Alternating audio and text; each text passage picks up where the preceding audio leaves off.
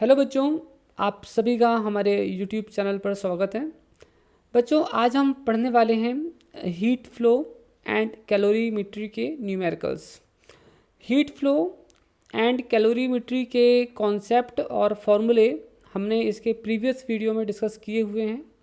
अगर आपने previous video नहीं देखा है तो आप देख सकते हैं, ठीक है। और वहाँ जाकर आप फॉर्मूले लिख सकते हैं। हालांकि हम कोशिश करेंगे कि इस वीडियो में भी आपको काफ़ी सारी चीज़ें बताते चलें ताकि आपको ज़्यादा कुछ प्रॉब्लम ना हो, ठीक है। तो चलिए स्टूडेंट्स, स्टार्ट करते हैं फिर आज का वीडियो, जो कि बहुत इंपॉर्टेंट रहेगा आप सभी बच्चों के लिए। तो बच्चों, जब मैं पढ़ाऊँगा तो मेरा वीडियो ऑफ हो जाएगा, क्योंकि हमको पूरा स्पेस चाहिए होगा लिखने के लिए, ठीक है। चलो, okay, fine. So students, I think audio is all good, ठीक है। क्लियरली आ रही है आवाज़ आप सभी लोगों को, है ना। तो चलो स्टार्ट कर रहे हैं, ठीक है। Just 1 second.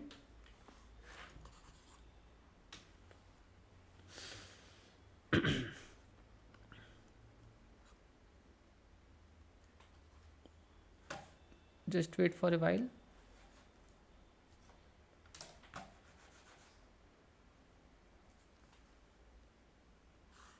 ओके,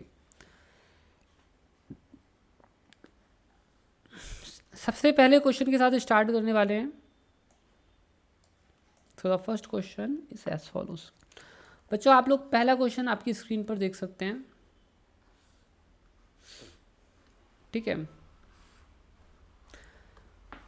तो ये क्वेश्चन कहता है when 400 joules when 400 joules of heat are added to 0.1 kg sample of metal, its temperature increases by 40 degree Celsius, okay, what is the specific heat of the metal? तो बच्चों देखो कैसे approach करना है इस क्वेश्चन को, देखो बताता हूँ मैं आपको। देखिए, आपसे क्या बोला गया है, स्पेसिफिक हीट ऑफ मेटल, ठीक है। मेटल की स्पेसिफिक हीट पूछी गई है। मैंने कल ही आपको बताया था एक relation D Q equals to N C V delta T, sorry C delta V delta T, ठीक है। तो इसमें हमें ये जो क्वांटिटी दिख रही है, यहाँ पर आपका सॉलिड्स है तो आपका मास आएगा, ठीक है। तो यहाँ पर आपको जो क्वांटिटी दिख रही है ना, this is the specific heat, ये स्पेसिफिक हीट है और इसी को हमें निकालना है, ठीक है। तो हमें एक कोशिश करना चाहिए बच्चों, जब भी क्वेश्चन आप रीड करें तो सबसे पहले ये देखें कि आपको निकालना क्या है, और फिर उस देखें कि उसको उसके फॉर्मूलेस क्या होते हैं, ये सोचिए अपने माइंड में, तो आप क्वेश्चन आसानी से कर पाओगे, ठीक है। अब चलो, अब हम देखते हैं हमें क्या क्या करना है। तो हम स्पेसिफिक हीट तो निकाल देंगे, which is not a big thing, ठीक है। तो हमें दिया है Q, ठीक है, और हमें दिया है M, ठीक है, और हमें दिया है डेल्टा टी। यहाँ पर एक चीज़ मैं बता दूँ आप लोगों को बच्चों, देखो टेम्परेचर अगर केल्विन में हो या सेल्सियस स्केल में हो, ठीक है, जो डिफरेंस होता है दोनों में इक्वल होता है, तो उसकी चिंता नहीं करना है, ठीक है। अगर आप सेल्सियस स्केल में भी टेम्परेचर दिया है, अगर आप डिफरेंस निकालते हैं तो आप उसे यूज़ कर सकते हैं, ठीक है। तो हम यहाँ पर वैल्यूज़ पुट कर देंगे। हमारा C जो है वो हो जाएगा del Q upon M C, ठीक है, एम सी डेल टी। अब इसके बाद हमें सिंपली जो वैल्यूज़ हैं वो पुट कर देनी है, ठीक है। तो ये हमारा हो गया 400 जूल्स। एक बात का ध्यान रखना है कि यूनिट्स बहुत ही इंपॉर्टेंट होती हैं, तो सारी यूनिट्स एसआई में होनी चाहिए, ठीक है। और अगर एसआई में नहीं है तो वो कटनी चाहिए फिर, ठीक है। वो समझ में आ जाएगा न्यूमेरिकल्स जब हम करेंगे तो आप सीख जाएंगे वो सभी चीज़ें, ठीक है। तो ये हमारा हो गया, ठीक है। मास कितना है 0.1, ठीक है। एक चीज़ गलत हो गई, सी जो है यहाँ नहीं आएगा, ठीक है, 0.1। टेम्परेचर 20, ठीक है, चेंज इन टेम्परेचर। तो आप अब इसे क्या कर लेंगे, आपको इसे सॉल्व करना है ना। So you can just solve it.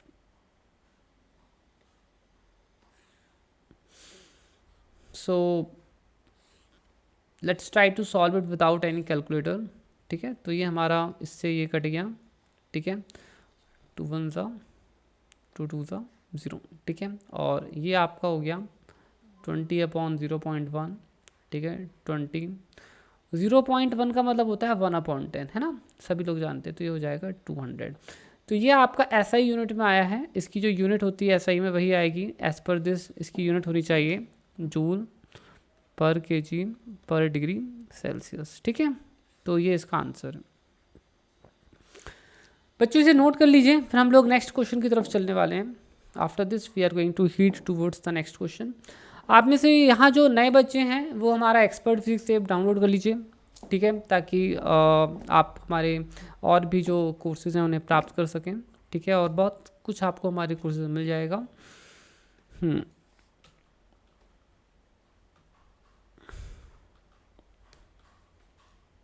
Please note, okay.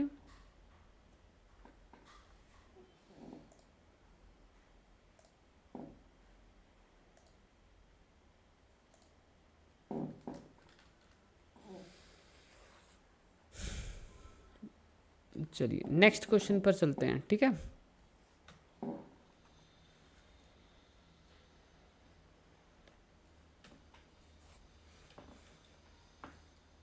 ये हमारा नेक्स्ट क्वेश्चन है। अब देखो इस क्वेश्चन में क्या बोला है और कैसे करना है इसे। How much heat is required to convert 8 grams of ice at -50 degree Celsius to steam, ठीक है, मतलब भाप, ठीक है, एट 100 डिग्री सेल्सियस। तो इस क्वेश्चन में हमसे ये बोला है, ठीक है, कि हमारे पास आइस है, दिस इज आइस, ठीक है। और ये जो आइस है वो 8 grams है, ठीक है। और ये कितने पर है, टेम्परेचर पर है 15 डिग्री सेल्सियस पर है। और हमें इसे किस में चेंज करने के लिए बोला है, इन्होंने स्टीम में चेंज करने के लिए बोला है, मतलब भाप में, वेपर स्टेट में बोला है चेंज करने के लिए। और ये 100 डिग्री सेल्सियस में आ जाएगा। अब बच्चों देखो, तो हमसे पूछा है कि इस प्रोसेस में कितनी हीट सिस्टम को जाने वाली है, how much heat is going to this system in this case, ठीक है। तो कैसे कैलकुलेट करेंगे बच्चों, देखो इतना सीधा नहीं है। अब देखो ये सॉलिड फेस है और ये लिक्विड फेस है, सॉरी ये गैस स्टेट है, वेपर फेस स्टेट कह सकते हो, वेपर स्टेट है। तो हम डायरेक्टली फॉर्मूला लगा के इस क्वेश्चन को सॉल्व नहीं कर सकते हैं, ठीक है, डायरेक्ट नहीं कर पाएंगे, है ना। डायरेक्ट अगर आप करोगे तो आपका आंसर गलत हो जाएगा। तो करना कैसे, देखो बच्चों एक्चुअली में बर्फ़ डायरेक्टली स्टीम में चेंज नहीं होता है ना, इसकी स्टेप्स होते हैं। तो बर्फ़ सबसे पहले किस में कन्वर्ट होता है, वाटर में।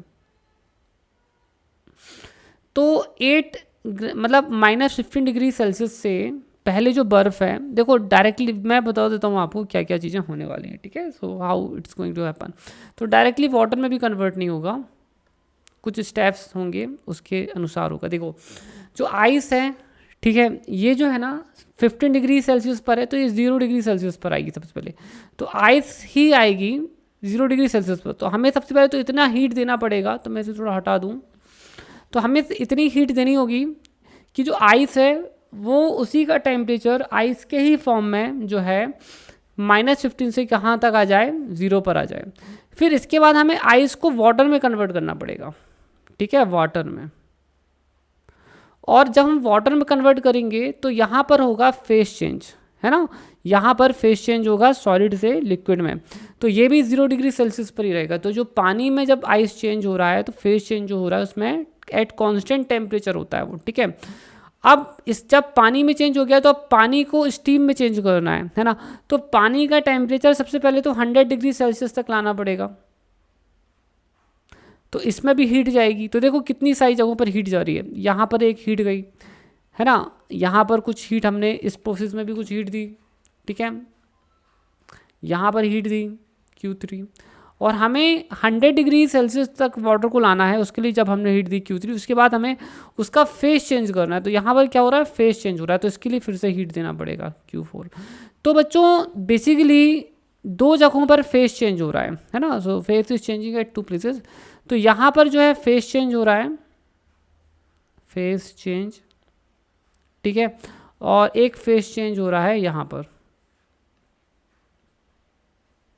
फेस चेंज, तो दो जगहों पर फेस चेंज हो रहा है। तो यहाँ पर जो हम हीट देंगे वो that is the latent heat. तो यहाँ पर ये हो जाएगा Q2 इक्वल टू हो जाएगा M, ठीक है, L V latent heat of fusion. ये Q4 जो है ये हो जाएगा M L F latent heat of vaporisation L V, ठीक है। और यहाँ पर हम जो हीट देंगे उसमें टेम्परेचर इंक्रीज़ हो रहा है, ठीक है, यहाँ पर सॉलिड का टेम्परेचर इंक्रीज़ हो रहा है, तो ये हमारा हो जाएगा M C, ठीक है, डेल्टा T, और दैट इज़ योर Q1। और ये जो Q3 है, ठीक है, this Q3 is M C delta T। तो बच्चों इतनी हीट हम दे रहे हैं, तो हम इसको राउंड लगा देते हैं, 1 2 3 और 4, इन चारों को हमें ऐड करना है, तब हमें पता चलेगा कि कितनी हीट हमने दी। तो बच्चों मैंने अभी यहाँ समझाने के लिए इतना कुछ लिखा हुआ है, ठीक है। तो मैं यहाँ नेक्स्ट पेज पर थोड़ा सा इसे सॉल्व करूँगा, ठीक है, चीज़ों को अच्छी सॉल्व कर देंगे, ठीक है। यहाँ देखो, तो 8 ग्राम आइस है, ठीक है,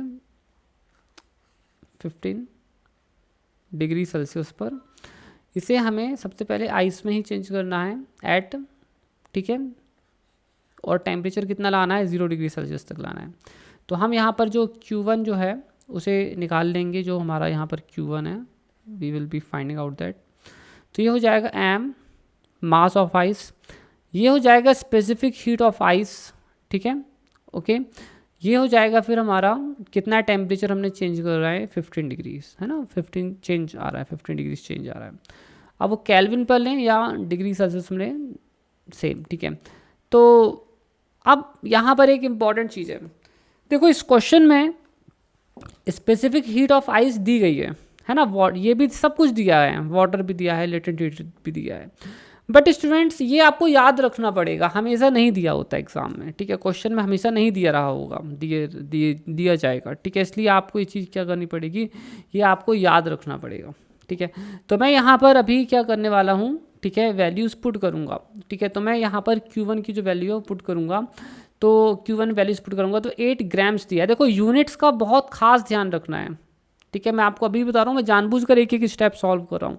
अब हम लिखेंगे स्पेसिफिक हीट ऑफ आइस, ठीक है।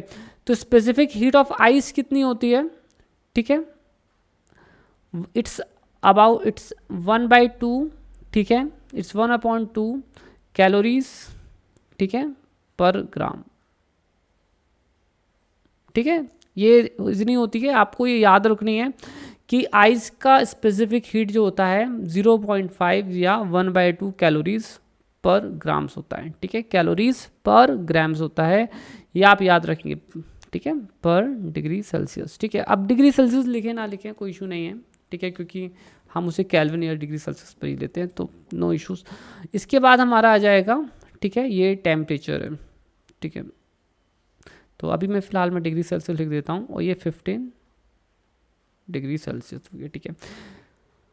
अब देखो चीज़ें कट जाएंगे, जैसे आप देखोगे कि ग्राम से ग्राम कट गया, सेल्सियस से ये सेल्सियस कट गया, ठीक है। तो हमारे पास जो चीज़ बची है वो एनर्जी ही बची, है ना, वाट। तो हमें यहाँ पर कोई यूनिट कन्वर्जन नहीं करना पड़ा, है ना। यूजली हम फिजिक्स में क्या करते हैं कि हमें जब फिजिक्स में प्रॉब्लम सॉल्व करने होते हैं, जब CGS यूनिट्स दी होती हैं, तो हम उन्हें पहले SI यूनिट्स में कन्वर्ट करते हैं, सॉल्व करते हैं, फिर से CGS यूनिट्स में कन्वर्ट कर देते हैं। बट यहाँ पर इतना टाइम एग्जाम में नहीं रहेगा, तो आप जिस तरीके से मैं सॉल्व कर रहा हूँ इसी तरीके से आपको भी सॉल्व एग्जाम में करना है, ठीक है। तो ये आपका हो जाएगा सॉल्व करने में, हम इसे सॉल्व कर लेंगे, ठीक है। तो ये हमारा हो जाएगा 2 1 ज़ा 2 4 ज़ा 4 × 15, और 15 × 4 कुछ हो जाएगा 60 कैलोरीज, ठीक है, आया समझ में। अब देखो बच्चों, अब हमारी आइस को किस में चेंज करना है, वाटर में चेंज करना है। अब यहाँ पर होता है फेस चेंज, है ना। तो ये था Q1। अब यहाँ पर हमें हीट सप्लाई करनी पड़ेगी इसे वाटर में कन्वर्ट करने के लिए, लिक्विड स्टेट पर लाने के लिए, तो वो भी हम कर लेंगे, वो भी कोई बहुत कठिन नहीं है, Q2। तो ये होता है ml, है ना। तो ये हो गया हमारा, कितना है मास, 8 ग्राम्स है। लेटेंट हीट कितनी होती है, लेटेंट हीट ऑफ फ्यूज़न मैंने आपको बताया था 80, यहाँ पर हम लेंगे लेटेंट हीट ऑफ फ्यूज़न, ठीक है, ये होती है 80 कैलोरीज, ठीक है, पर ग्राम, ठीक है, ये याद रखना, मैंने आपको बताया था, ठीक है। ये क्वेश्चन में दिया हुआ है, ठीक है, आप देख सकते हो 80 कैलोरीज पर ग्राम, बट आपको ये हमेशा याद रखना है, ठीक है। देखो तो ये दोनों काट देंगे तो ये हमको मिल जाएगा 8 इंटू 8 होता है 64, एक ज़ीरो ये आ गया, ये कैलोरीज हो गया, ठीक है। अब ये जो पानी है, अब हमें इसे किस में कन्वर्ट करना पड़ेगा, ठीक है, स्टीम में, तो डायरेक्टली नहीं होगा। अब ये 0 डिग्री सेल्सियस पर है, सबसे पहले तो पानी को हमें किस में लाना पड़ेगा, 100 डिग्री सेल्सियस में। तो इसके लिए हमें फिर से हीट देनी पड़ेगी Q3 हीट, है ना। तो पानी को 100 डिग्री सेल्सियस में लाने के लिए हमें जो हीट देनी पड़ेगी Q3, तो वो ये हो जाएगी M। अब स्पेसिफिक हीट ऑफ वाटर हम यूज़ करेंगे यहाँ पर, ठीक है, और टेम्परेचर अब हमारा कितना है, 100 डिग्री तक जा रहा है ना, सो इट इज़ 100 माइनस 0, तो हम लिखेंगे 8 ग्राम्स, ठीक है, into specific heat of water होता है 1 कैलोरीज पर ग्राम, ये आपको याद रखना है, ये ग्राम्स में है आपका 8 ग्राम्स इनटू ये हो गया 100, ठीक है, डिग्री सेल्सियस। तो ये कट जाएगा आपका, इससे कट जाएगा, तो आपका बचेगा ये 800 कैलोरीज, ठीक है। तो Q3 हो गया 800 कैलोरीज। अब देखो यहाँ पर दूसरा क्या है, अब देखो कहाँ गया, हाँ, अब इस वाटर को 100 डिग्री सेल्सियस पे ले आया, हम इसे इसे किस में चेंज करना है, स्टीम में चेंज करना है, मतलब वेपर में बनाना है इसकी, ठीक है। तो अब हमें क्या करना होगा, अब यहाँ पर फिर से फेस चेंज होगा, है ना, तो यहाँ पर फेस चेंज होगा, तो जो हीट देंगे वो हमें फेस चेंज करने के लिए देनी होगी। तो ये 100 डिग्री सेल्सियस पर ही फेस चेंज होगा, ठीक है। तो Q4 हम निकाल लेते हैं, तो Q4 जो होगा, ठीक है, हो जाएगा ml। तो ये है हमारा 8 ग्राम्स। अब ये है लेटेंट हीट ऑफ वेपोराइजेशन, जो कि होती है, क्वेश्चन में कितनी दी गई है, क्वेश्चन में दी गई है 539, हालांकि जो है कंफर्टेबली आप यूज़ कर सकते हो 540 कैलोरीज, और आपको ये याद भी रखना है, ठीक है। तो अपन इसे कर देंगे ऐसे सॉल्व, ठीक है, ओके। तो आप इन दोनों का मल्टीप्लाई करेंगे, ठीक है। मल्टीप्लिकेशन में आप लोगों को डिवीज़न और मल्टीप्लिकेशन आप कभी भी कैलकुलेटर से नहीं करेंगे बच्चों, मैं आपको बता रहा हूँ। अगर आपने डिवीज़न और कैलकुलेटर की हेल्प ले ली तो फिर आप एग्ज़ाम में उतनी तेज़ी से सॉल्व नहीं कर पाओगे, ठीक है। इसलिए आपको हमेशा प्रैक्टिस करते रहना है, खुद से ही सॉल्व करना है बिना किसी कैलकुलेटर के। तो मैं यहाँ पर डायरेक्टली आंसर लिख देता हूँ, यह आ जाएगा 34312, ठीक है, आया समझ में। तो बच्चों देखो, अब काफ़ी हद तक हमने सॉल्व कर लिया है। तो हमें आइस को अगर स्टीम में चेंज करना हो तो हमें हीट देनी पड़ेगी Q1, ठीक है, हमें हीट देनी पड़ेगी Q1, फिर Q2, फिर Q3 और फिर Q4। तो इतनी सारी हीट हमें देनी पड़ेगी। तो हम फाइनली इन सभी हीट्स को ऐड अप कर देंगे, ठीक है। तो ये हमारा हो जाएगा Q1 plus Q2 plus Q3 plus Q4, ठीक है। तो ये हमारा आया था 60, ये आया था 640, ये आया था हमारा 800, और ये हमारा आया था 4312। इन सभी को आप ऐड कर देंगे 5812 आंसर आ जाएगा, ठीक है। तो इतनी हीट हमें कैलोरीज में देनी होगी। कई बार हमसे हमारा आंसर जो है जूल्स में भी पूछा जाता है ना, कि जूल्स में कितनी हीट देनी होगी। तो बहुत ईजी है बच्चों, 1 कैलोरी इक्वल्स टू होता है 4.2 जूल्स, है ना, ये आप ध्यान रखना थोड़ा, ठीक है। तो करना कुछ नहीं है, अगर आपको जूल्स में आंसर निकालना है तो ये हो जाएगा 5812। तो जहाँ कैलोरी लिखी है वहाँ पर आप लिख देंगे 4.2 जूल्स, तो मल्टीप्लिकेशन कर देंगे तो आपका आंसर जूल्स में आ जाएगा, ठीक है। दोनों में आंसर लाए जा सकते हैं, ठीक है, तो ये कर लेना आप। अब मैं आगे चलने वाला हूँ नेक्स्ट क्वेश्चन की तरफ, तो जब तक आप इसे थोड़ा सा नोट डाउन कर लें बच्चों, फिर हम आगे चलते हैं नेक्स्ट क्वेश्चन पर।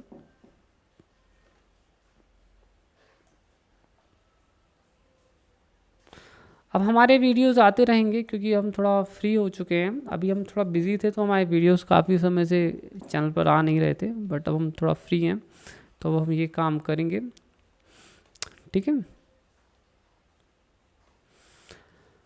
8 grams of water at 70 degree Celsius is mixed, ठीक है।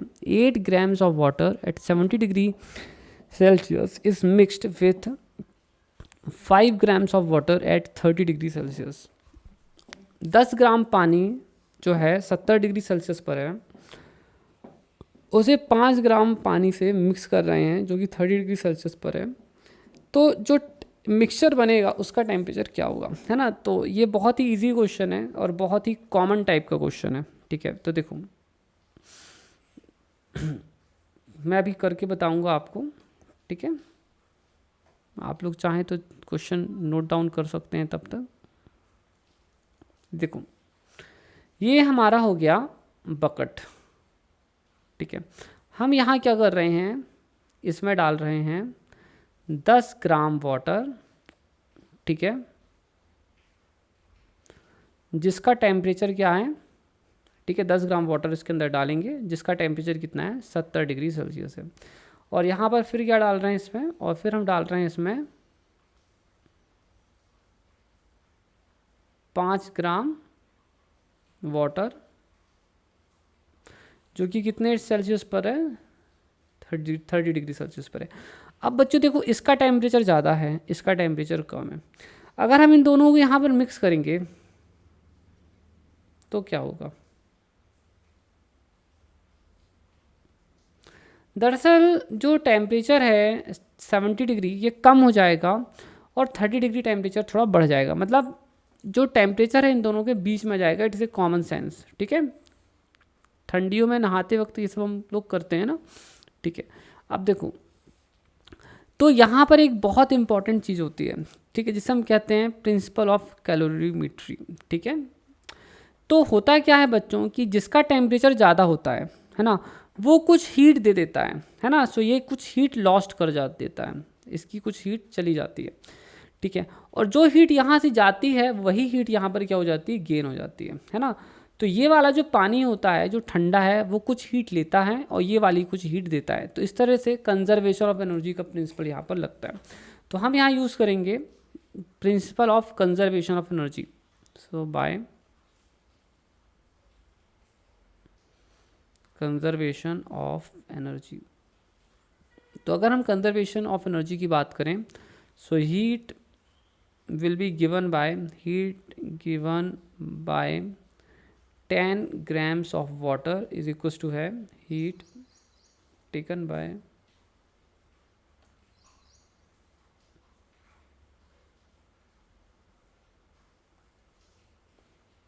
5 grams of water, ठीक है।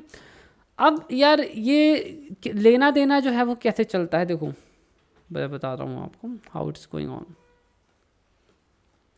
देखो ये मैंने आपको एक फॉर्मूला बताया था D Q equals to M C delta T, याद करो बताया था प्रीवियस क्लास में आप लोगों को, ठीक है, याद है आप लोगों को ना, ठीक है। देखो ये जो फॉर्मूला है ये हमें बताता है कि अगर टेम्परेचर बढ़ता है तो कितनी हीट जो है ऑब्जेक्ट गेन कर लेता है, और अगर उसका टेम्परेचर कम होता है तो वो कितनी हीट छोड़ देता है, ठीक है। तो ये जो फॉर्मूला है ये दोनों चीज़ें हमें पता चलती हैं कि कितना ऑब्जेक्ट को कितना हीट मिला या कितना हीट छोड़ा। अगर टेम्परेचर बढ़ता है तो वो हीट गेन कर रहा है, अगर उसका टेम्परेचर कम हो रहा है मतलब वो अपनी हीट छोड़ रहा है, ठीक है। तो ये अपनी हीट क्या कर रहा है, छोड़ रहा है, और ये अपनी हीट गेन कर रहा है। मान लीजिए कि इनका जो कॉमन टेम्परेचर है मिक्सचर का वो है T, ठीक है। तो इसने कितनी हीट छोड़ी होगी, तो जब ये यहाँ पर आया मिक्स हुआ तो इसने कितनी हीट छोड़ी होगी, इसने जो हीट छोड़ी है वो है इसका मास, ठीक है, इसका मास से m1, इसकी स्पेसिफिक हीट जो भी है वाटर ही है तो वाटर की स्पेसिफिक हीट आ जाएगी, ठीक है। तो मैं इसको लिख देता हूँ C1, ठीक है, या CW लिख देते हैं, ठीक है। और कितना टेम्परेचर घटा इसका, तो टेम्परेचर T हो गया, है ना। तो हम यहाँ लिख देंगे, ठीक है, तो ये हमारा हो जाएगा 70 माइनस टी, है ना, क्योंकि टेम्परेचर घटा 70 बढ़ा इसलिए उसको आगे लिख दिया, ठीक है। तो इतना हो गया। अब यहाँ पर देखिए इसी ने क्या हुआ, इसने जो ये वाला जो वाटर है इसने हीट गेन किया, है ना। तो इसने कितना हीट गेन किया, ठीक है, इसका जो भी मास है m2, ठीक है, इसकी जो भी स्पेसिफिक हीट है वाटर ही है तो स्पेसिफिक हीट CW, और टेम्परेचर कितना हो गया, इतना हो गया, है ना। सो ये हो जाएगा हमारा T माइनस, ठीक है, जो भी था 30 डिग्री, है ना, तो ये हो गया। तो बेसिकली जितना हीट लॉस्ट हुआ उतना ही हीट गेन हुआ, तो ये दोनों टर्म्स बराबर होने चाहिए, ठीक है। तो हम लोग करेंगे क्या, यहाँ पर इन्हीं दोनों को कर देंगे बराबर, ठीक है। m1 CW 70 minus T m2 CW, ठीक है, and that is T minus 30। देखो यार ये और ये बराबर हैं, ये कट जाएंगे, ठीक है। m1 कितना था 10 ग्राम्स, है ना। देखो बच्चों यूनिट्स को बहुत ही ध्यान से हैंडल करना है, ठीक है। 70 माइनस टी,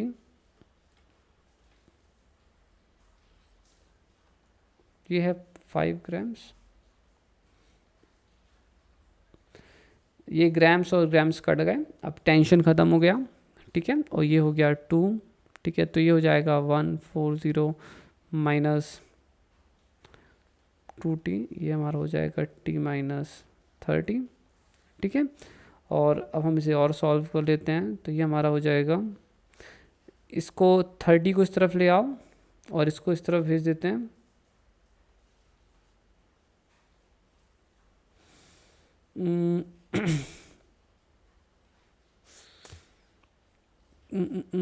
क्या करना है अपन को अभी,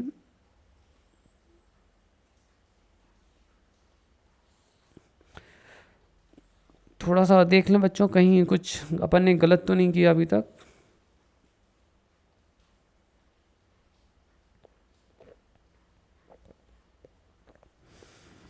कहीं पर भी कुछ भी गलत नहीं दिख रहा है।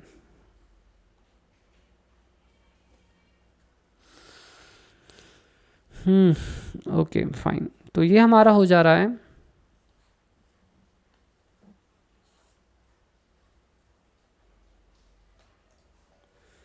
So student this is going to be 170 equals to 3t और t इक्वस टू हो जाएगा 170/3, ठीक है, जिसे कि आप लोग डिवाइड कर लेंगे और आपको मिलेगा 56.6, ठीक है। Okay so this is your temperature, so it's quite simple and easy.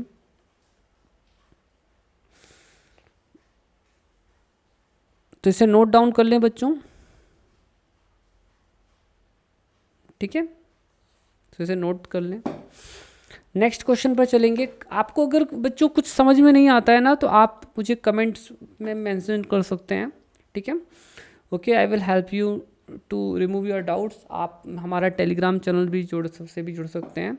हम हमारे ऐप पर लाइव क्लास भी लेते हैं, तो आप हमारे ऐप को भी डाउनलोड कर सकते हैं।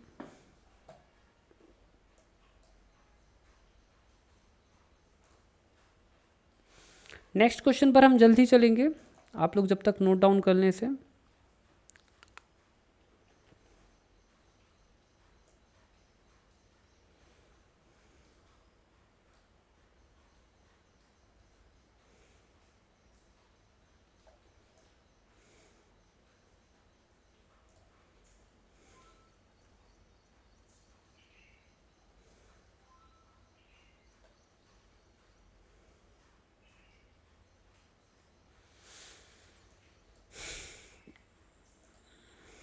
ओके सो चलो आगे चलते हैं अब, ठीक है। तो ये हमारा क्वेश्चन है और ये काफ़ी इम्पोर्टेंट क्वेश्चन है, क्योंकि ये बहुत ही बेसिक लेवल का क्वेश्चन है।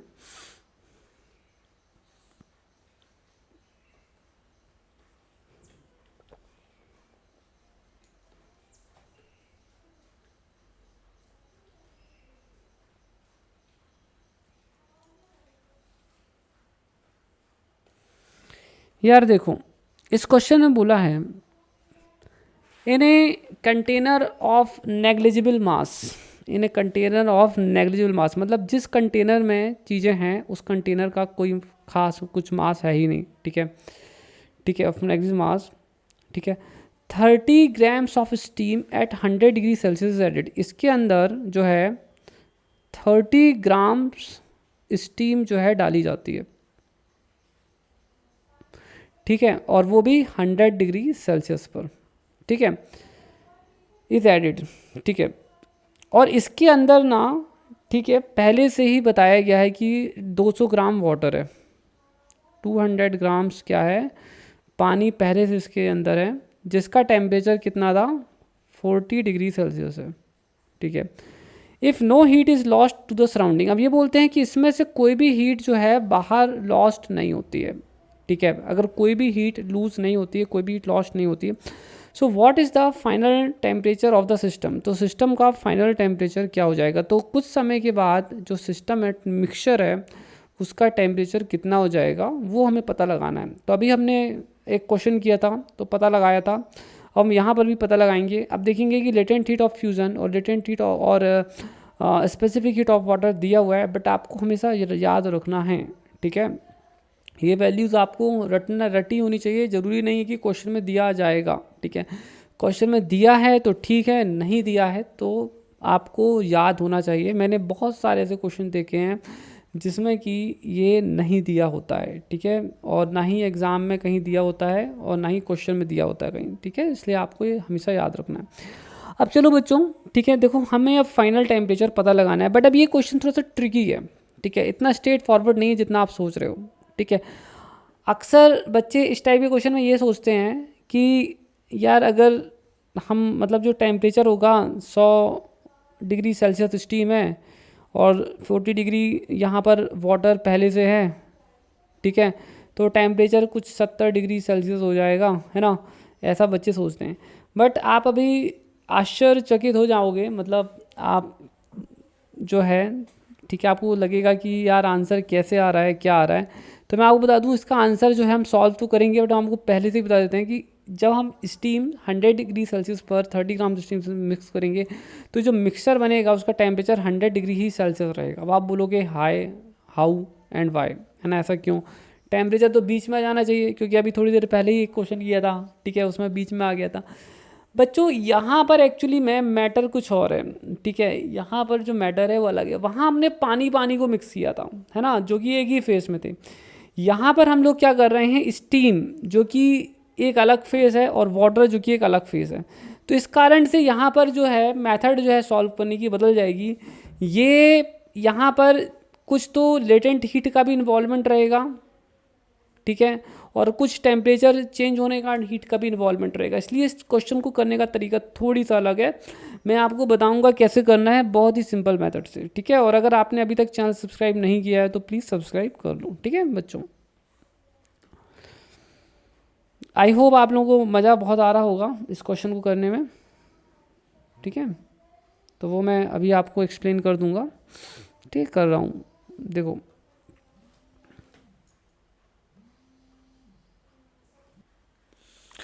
ओके। सो बच्चों देखो यहाँ पर क्या हो रहा है, ठीक है, देखो समझते हैं आप।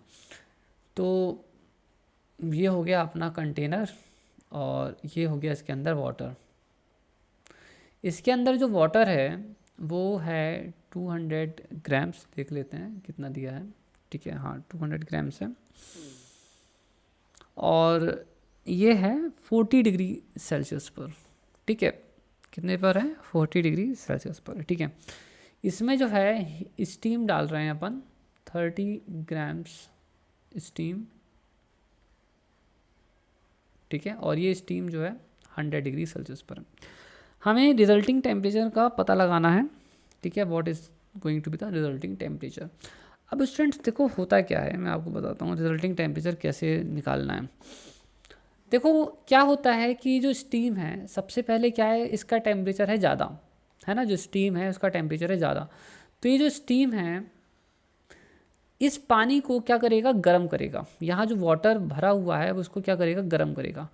तो ऐसा हो सकता है कि ये जो स्टीम है, ठीक है, इस पानी को 100 डिग्री सेल्सियस तक ला दे और ये जो स्टीम है, ठीक है, पूरी तरह से वाटर में कन्वर्ट ना हो। आप समझ रहे हैं मेरी बात को, देखिए फिर समझिए। हो सकता है कि स्टीम जो है पानी को 100 डिग्री सेल्सियस पर ला दे। अगर इस पानी को ये 100 डिग्री सेल्सियस पर ला देती है और पूरी स्टीम अगर वाटर में कन्वर्ट नहीं होती है, सो इन दैट केस क्या होगा, टेम्परेचर 100 डिग्री सेल्सियस पर आकर अटक जाएगा, फिर टेम्परेचर उससे ज़्यादा नीचे नहीं जाएगा, ठीक है।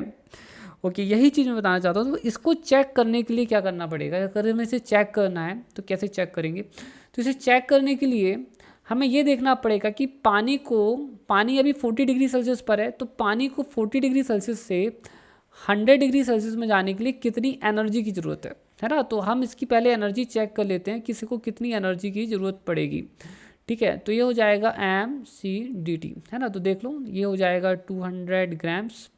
स्पेसिफिक हीट ऑफ वाटर होता है 1 कैलोरी पर ग्राम, और ये हो जाएगा 100 माइनस 14, 100 माइनस 14।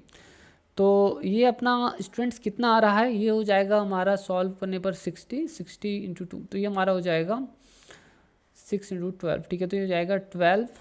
तो एक काम करते हैं, अच्छे से ही कर लेते हैं सॉल्व थोड़ा, है ना। एक्चुअली में अपने पास स्पेस थोड़ा कम है, इसलिए मैं जो है चलो मैं लिख देता हूँ, ठीक है। Okay, calories. अब स्टूडेंट्स देखो, अगर पानी को 100 डिग्री सेल्सियस तक पहुंचना है तो 100 कैलोरीज की ज़रूरत होगी।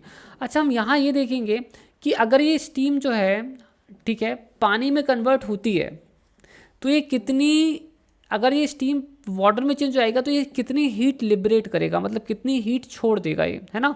तो ये इसका फेस चेंज होगा, है ना। तो अपन देखते हैं कि कितनी हीट छोड़ देगा। तो ये स्टीम कितनी हीट छोड़ेगा, क्योंकि यहाँ फेस चेंज हो रहा है, तो जो हीट है वो हम ml से निकालेंगे, ठीक है, mLV। तो ये जो मास है ये है 30 ग्राम्स, और लेटेंट हीट ऑफ वेपोराइजेशन होता है 540, ठीक है। तो आप इसे याद रखेंगे आगे के लिए, ठीक है, 540 कैलोरीज पर ग्राम। तो अब आप यहाँ पर समझना, ठीक है। तो इसको अपन कैलकुलेट कर लेते हैं, ठीक है। So how much it is going to कम,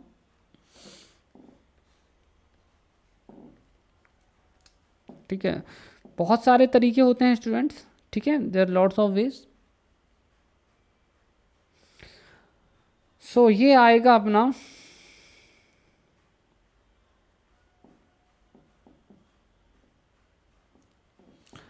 16200, ठीक है। तो स्टूडेंट्स आप देख सकते हो कि ये जो हीट है ये ज़्यादा है ना, और ये हीट कम है। इसका मतलब ये है कि पूरी स्टीम वाटर में चेंज नहीं होगी। तो मतलब इसका मतलब ये है कि जो टेम्परेचर है, फाइनल टेम्परेचर जो होगा मिक्सचर का, ठीक है, वो हमारा 100 डिग्री सेल्सियस ही रहेगा, ठीक है। ये बच्चों बहुत इंपॉर्टेंट पॉइंट है। पूरी स्टीम क्योंकि वाटर में कन्वर्ट नहीं होगी, वाटर 100 डिग्री सेल्सियस में आकर रुक जाएगा, स्टीम जो है उसके बाद हीट सप्लाई नहीं करेगी वाटर को, और टेम्परेचर 100 डिग्री सेल्सियस पर आ जाएगा। अच्छा, अब हमें यहाँ पर एक और चीज़ बता दें कि यहाँ पर हम एक और चीज़ पता लगा सकते हैं कि क्वेश्चन में दिया है कि नहीं दिया, हम पहले थोड़ा देख लें, ठीक है। What is the final temperature, ठीक है, find the mass of water and the steam in equilibrium. देखो यहाँ पर हम एक, अब बताता हूँ क्या पता लगा सकते हैं। हम यहाँ ये पता लगा सकते हैं कि कितना स्टीम वाटर में कन्वर्ट हुआ है ना। तो कितना स्टीम वाटर में कन्वर्ट हो गया है। तो बच्चों देखो, जैसे कि आपने यहाँ पर देखा, ठीक है, कि इसका 1600 का जो 1200 है हीट है, वो 1600 से 1200 हीट चला गया है, मतलब इतना स्टीम का इतना हीट चला गया है। तो हम यहाँ से पता लगा सकते हैं कि कितना वाटर जो है फॉर्मेशन हुआ है स्टीम से, है ना। तो इसके लिए क्या करना पड़ेगा, तो ये बेसिकली क्या है, ml के बराबर होना चाहिए, ठीक है, 12000, ठीक है। तो इतना स्टीम का जो 12000 वाला जो पार्ट था वो क्या हो गया है, पानी में कन्वर्ट होते समय इतनी हीट लिबरेट हो गई है, ठीक है। तो अब हम यहाँ पर क्या करेंगे, this is the mass of the water, ठीक है, ओके। तो ये हमारा हो जाएगा m equals to 12000 upon latent heat of vaporisation, तो ये हो जाएगा 540। तो इससे सॉल्व करने से आपको मिलता है 22 ग्राम्स, 22.2 ग्राम्स, ठीक है। तो मैं आपको यहाँ बता दूँ, ये आपका जो है कैलोरीज में है और ये है कैलोरीज पर ग्राम, ठीक है। तो कैलोरीज कड़े आएंगे और ये इतना आएगा। तो बच्चों आप देख सकते हो कि इतना जो स्टीम था 22.2 ग्राम्स स्टीम जो है वो वाटर में चेंज हो गया है। तो कितना ग्राम्स स्टीम बचा है अभी, तो 30 माइनस 22.2, ठीक है, इतना स्टीम अभी बचा है ना। अभी इतना स्टीम बचा है जो कि 100 डिग्री सेल्सियस पर अभी है, ठीक है। तो एग्जाम में अगर पूछा जाए तो ध्यान रखना, तो ये सॉल्व करने पर आपको मिलेगा 7.74 ग्राम्स, ठीक है। तो इतना स्टीम फाइनली इक्विलिब्रियम पर रहेगा जो कि पानी में कन्वर्ट नहीं हुआ है ना, which has not converted to water. और जो मिक्सचर है वो 100 डिग्री सेल्सियस पर है, ठीक है। ओके, तो मेरे ख्याल से बच्चों समझ में आ गया होगा कि क्वेश्चन में बोला क्या गया था। तो क्वेश्चन मैंने पहले ही बताया था कि थोड़ा सा ट्रिकी है और इसे थोड़ा आपको ध्यान से करना होगा, ठीक है। तो बच्चों सॉल्यूशन आप चाहें तो नोट कर लें, ठीक है। फिर नेक्स्ट क्वेश्चन पर चलेंगे हम लोग।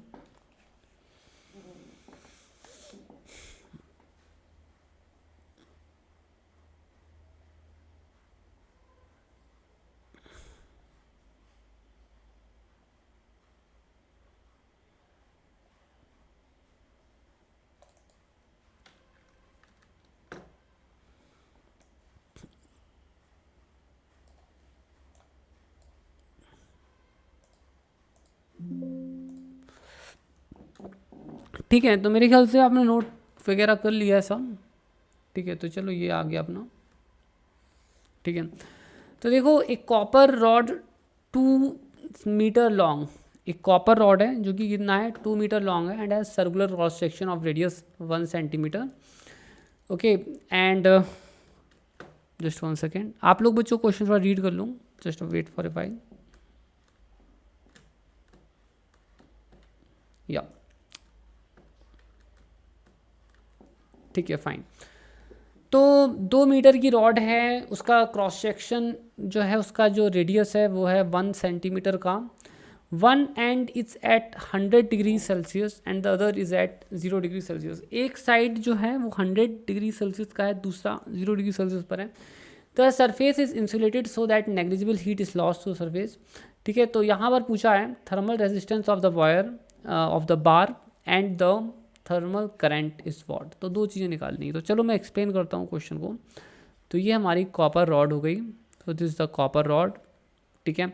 ये 2 मीटर लॉन्ग है, आप जैसे कि यहाँ देख सकते हैं, ठीक है।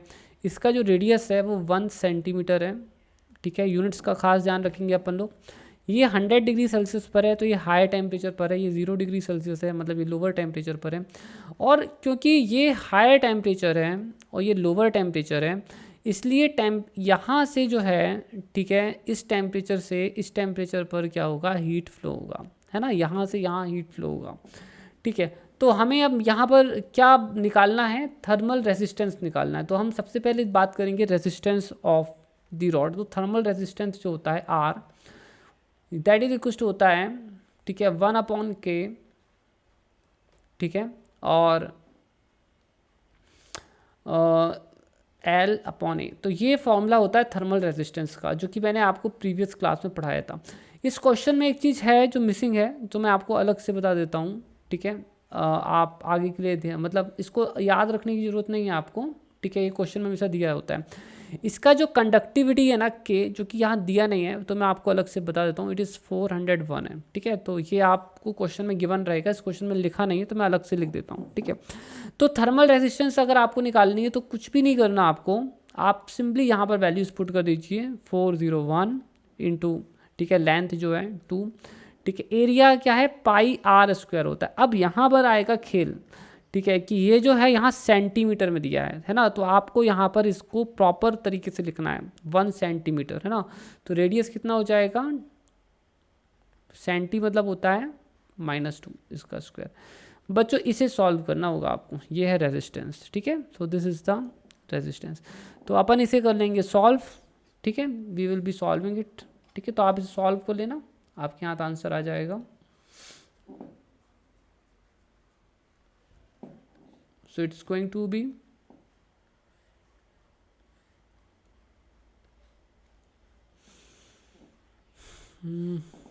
ठीक है, सॉल्व करते हैं। So it is going to be 2/401 into 3.141 into 1/10⁻⁻⁴, ठीक है। इसको अपन और सॉल्व कर लेते हैं।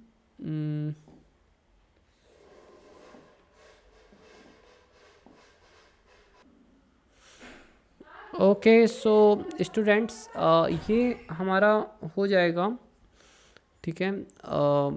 ये आप इसे सॉल्व कर लेना, ठीक है। So it's going to be 15.9, ठीक है। अब स्टूडेंट्स यहाँ पर इसकी यूनिट क्या लिखूँगा मैं, ठीक है। सो इट इज़ केल्विन, ठीक है, चलो मैं बता देता हूँ आपको कैसे इसका पता लगाना है। देखो, जो heat rate of heat transfer होता है, ठीक है, ये हमारा होता है, ठीक है, डेल्टा टी अपॉन आर। तो स्टूडेंट्स अब देखो क्या है, ये जो क्वांटिटी है ना, this is rate of change of energy with respect to time, तो ये कहलाता है वॉट, है ना। So this is what. तो आपका जो आर है उसका यूनिट क्या होगा, टेम्परेचर का केल्विन और वॉट का डब्ल्यू, ठीक है। तो इसकी जो यूनिट होगी दैट इज़, ठीक है, केल्विन वॉट। तो ये आपका आंसर आएगा, ठीक है, ऐसा यूनिट्स में। अब दूसरा हमें पता लगाना है थर्मल करंट। तो हम थर्मल करंट जो है वो भी निकाल लेंगे, दो वो भी बहुत इजी है। Thermal current is also very easy. H, ठीक है, D Q upon D T is equals to है डी टी अपॉन आर। ये मैंने प्रीवियस क्लास में समझाया है, ठीक है, थर्मल करंट या rate of flow of heat, ठीक है, इसी को हम कहते हैं rate of flow of heat, ठीक है। तो हमारा जो टेम्परेचर है वो है 100, so that is nothing but T1 minus T2 upon R. तो ये हमारा हो जाएगा 100 माइनस 0 अपॉन जो आर है वो हमने अभी निकाला था 15.9, ठीक है। तो आप इसे सॉल्व कर लीजिएगा, 6.2 वॉट्स आएगा। अब आप देखो मैंने यूनिट्स क्या लिखी है, वॉट्स लिखी है ना। तो जो थर्मल करंट होता है, ठीक है, उसकी यूनिट वॉट्स होती है, ठीक है, ध्यान रखिएगा इस चीज़ को। अब चलो आगे चलते हैं, ठीक है। तो क्वेश्चन ये था, एक्चुअली में इसमें और भी पार्ट्स हैं सी एंड डी, तो वो भी मैं आपको बता देता हूँ, ठीक है, that we will also tell you.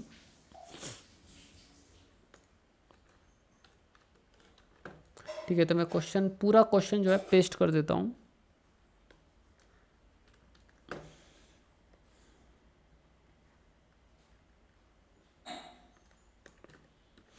बाकी का जो हिस्सा है बच्चों वो यहाँ पर है, ठीक है।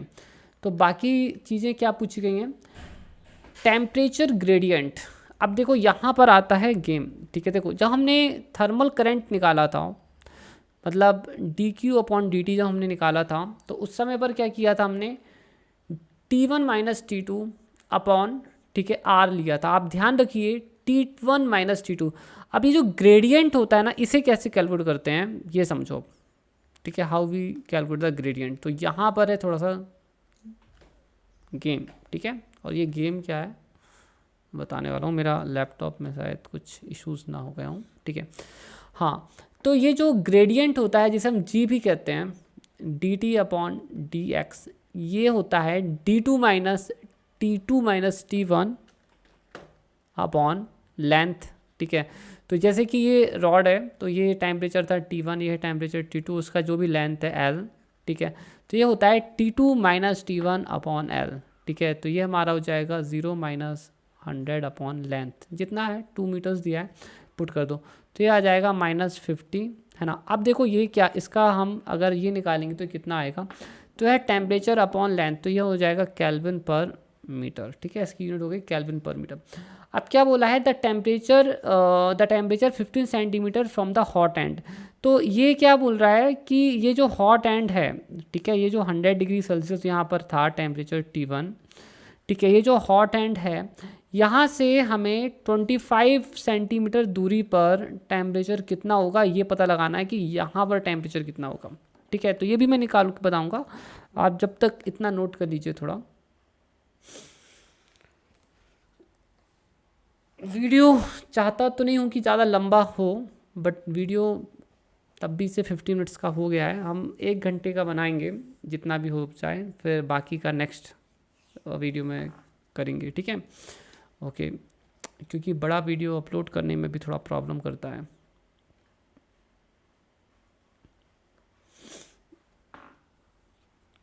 ठीक है, चलो अब मैं आपको बताता हूँ कैसे करना है। देखिए, तो ये जो है ये हो गया, यहाँ पर है टेम्परेचर T1, यहाँ पर है टेम्परेचर T2। अब हमें ग्रेडियंट पता है, मतलब हमें ये मालूम है कि पर यूनिट रेंज क्या टेम्परेचर है ना, टेम्परेचर पर यूनिट। तो ये कुछ आपका जैसे चार्ज डेंसिटी होता है उस तरह से हो गया, ठीक है। So it is something like that, temperature per unit length, ठीक है, जो कि हमें मिला था -50। नेगेटिव इसलिए क्योंकि टेम्परेचर डिक्रीज हो रहा है, ठीक है।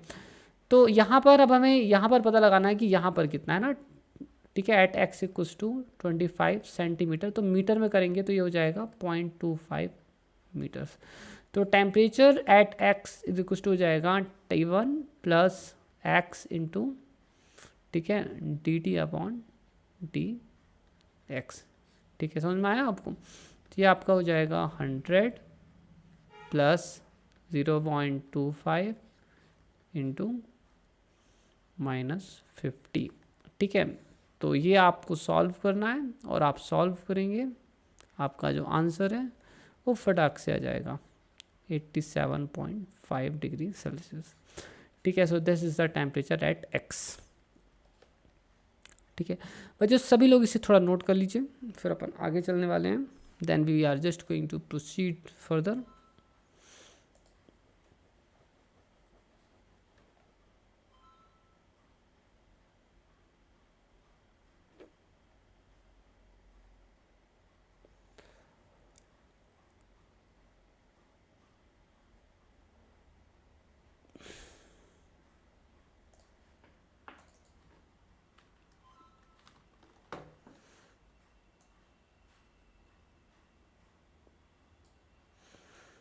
चलो ठीक है, आपने लिख लिया है मुझे ऐसा लगता है, ठीक है। तो मैं नेक्स्ट क्वेश्चन पर अब चलूँगा। तो हमारा नेक्स्ट क्वेश्चन ये है बच्चों, इस क्वेश्चन में ये कहा गया है, ठीक है, कि वो कहाँ गया क्वेश्चन, ओके ठीक है, here 2 metal cubes with 3 centimetre edges, 2 metal cubes with 3 centimetre edges. तो अपने पास 2 मेटल क्यूब्स हैं जो आप देख सकते हो, एक यहाँ पर है और एक यहाँ पर है, ठीक है। और इसके बाद यहाँ पर ये बोला है, ठीक है, तो कि एक कॉपर का है और दूसरा एल्यूमिनियम का है, ठीक है, एक कॉपर का एक एल्यूमिनियम का है, ठीक है। और इनके जो एजेस हैं ना वो 3 सेंटीमीटर के हैं, ठीक है, वो ये क्यूब्स हैं, तो लेंथ ब्रेड्थ हाइट सब बराबर है, ठीक है। Find the total thermal current from one reservoir to the other. तो यहाँ बोल रहे हैं कि थर्मल करंट निकालो टोटल, तो इस पूरे से जो करंट यहाँ पर फ्लो हो रहा है तो वो हमें निकालना है, और हमें डायग्राम से भी काफ़ी इन्फॉर्मेशन मिल रही है। तो चलो हम यहाँ सबसे पहले यही निकालेंगे, ठीक है, जो कि इस क्वेश्चन में पूछा गया है। क्वेश्चन आप लोग अच्छी तरह से समझना बहुत ज़रूरी होता है बच्चों, जब भी अपन सॉल्व कर रहे हैं तो, ठीक है। Whenever we are solving it is very important to understand it.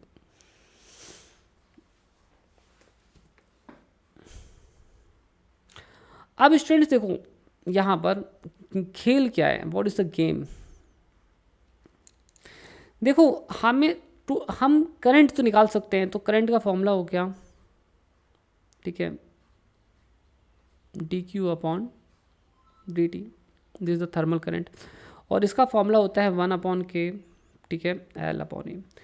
तो हम एरिया तो हम निकाल लेंगे, एक एरिया इसका हो जाएगा और एक एरिया इसका हो जाएगा, तो हमारा जो एरिया ए होगा वो हो जाएगा A1 प्लस A2, ये तो ठीक है। अब स्टूडेंट जो दूसरी बात यहाँ पर बनती है, निकल कर आती है, वो ये आती है, ठीक है, कि जो के देखो लेंथ तो ठीक है, लेंथ तो हमारा 3 सेंटीमीटर ही रहेगा, ठीक है। दूसरा जो चीज़ निकल कर आता है वो के, तो हमें यहाँ पर इसका के नहीं मालूम है, हमें कॉपर का अलग दिया है, एल्यूमिनियम का अलग दिया है, बट हमें इसके दोनों का मिलाकर निकालना है और वो वैल्यू यहाँ पर निकालनी है, मतलब हमें यहाँ पर के इक्विवेलेंट यूज़ करना होगा। तो के इक्विवेलेंट हम कैसे निकालेंगे, है ना, how we are going to find the K equivalent, यही तो असली खेल है। देखो बच्चों मैं आपको बताता हूँ के इक्विवेलेंट कैसे निकलेगा, बहुत ईजी है। जैसे मान लीजिए कि मेरे पास है एक मेटल 1 और एक है मेटल 2, इसका यहाँ क्रॉस सेक्शन एरिया A1 है, इसका यहाँ पर क्रॉस सेक्शन एरिया A2 है, दोनों का लेंथ सेम ही है, ठीक है। तो क्या होता है, जैसे रेजिस्टेंस की तरह मैंने बताया था कि जो थर्मल रेजिस्टेंस है वो इलेक्ट्रिकल रेजिस्टेंस की ही तरह होता है। तो पैरेलल में क्या हो जाएगा, ठीक है, ये इतना हो जाएगा, इसका अगर रेजिस्टेंस R1 है, इसका रेजिस्टेंस R2 है, तो ये हो जाएगा 1/R1 प्लस 1/R2, ठीक है, इतना हो जाएगा।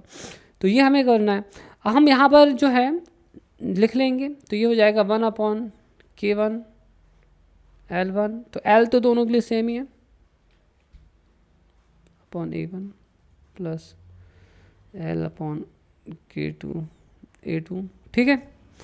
तो ये हमारा इक्विवेलेंट रेजिस्टेंस जो है हो जाएगा, ठीक है। तो हमें ये सबसे पहले क्या है कैलकुलेट करना पड़ेगा, ठीक है।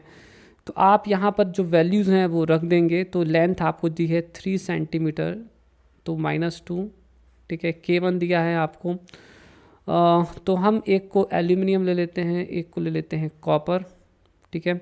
तो एल्यूमिनियम का कितना है, कितना दिया है आपको एल्यूमिनियम का 237 इंटू इसका जो एरिया निकलेगा, ठीक है, क्यूब है तो लेंथ स्क्वायर इसका एरिया होगा, ठीक है। सो ये हो जाएगा 9 इंटू 10⁻⁻4, ठीक है। आप इसे सॉल्व कर लेना, ये आएगा 0.14 केल्विन वाट, ठीक है। सॉरी एक गलती हो गई बता रहा हूँ, अभी दूसरा वाला तो लिखा ही नहीं, ठीक है। 3 इंटू 10⁻⁻2 401 कॉपर के लिए भी लिखना है ना। देखो स्टूडेंट्स, मैं कैलकुलेशन कम करने की बताता हूँ। जो चीज़ें कॉमन निकल आती है ना, कॉमन निकाल लो, अंदर का मटेरियल ऐड करो और सॉल्व करो, है ना। थोड़ा सा ये सॉल्व करना पड़ेगा इसे। तो ये हमारा आएगा, ठीक है। पहला वाला आएगा 0.14, दूसरा वाला आएगा 0.08, ठीक है। मैंने कैलकुलेशन एडवांस में किए हैं इसलिए मुझे पता है, ठीक है। तो ये इतना हो गया, ठीक है। अब हम चलते हैं पीछे। तो अब हमें यहाँ पर क्या करना है, हमारा जो सॉरी स्टूडेंट्स, यहाँ पर एक चीज़ तो मिस हो गई है, ठीक है, और वो मैं बता देता हूँ। ये मैंने सिर्फ रेजिस्टेंस की वैल्यू रख दी है, ठीक है। शायद दिमाग कहीं और था उस समय। डेल्टा T/R इक्विवेलेंट, ठीक है। कभी कभी बड़े बड़े क्वेश्चन सॉल्व करते वक्त छोटी छोटी मिस्टेक हो जाती है ना, तो डोंट माइंड, ठीक है। तो ये हमारा हो गया। तो हम यहाँ क्या करेंगे, ठीक है। तो ये चीज़ हमें मिल गई है।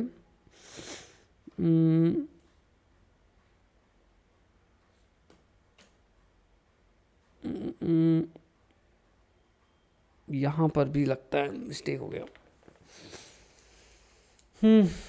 Okay, got the my mistake. ठीक है, कोई इशू नहीं बच्चों, सुधार लेते हैं, ठीक है। यहाँ तक तो अपन ने सही किया है, इसमें कोई वो नहीं है कि ये गलत नहीं लिखा है, इट इज़ राइट। बट जो चीज़ें गलत हो गई हैं वो मैं बता देता हूँ क्या है वो, ठीक है। सुधारना पड़ेगा।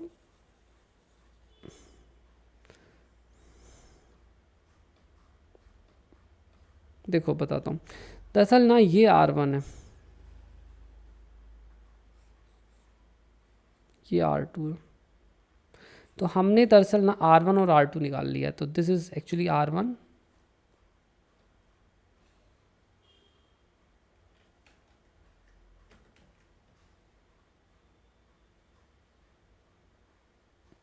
and this is your R2,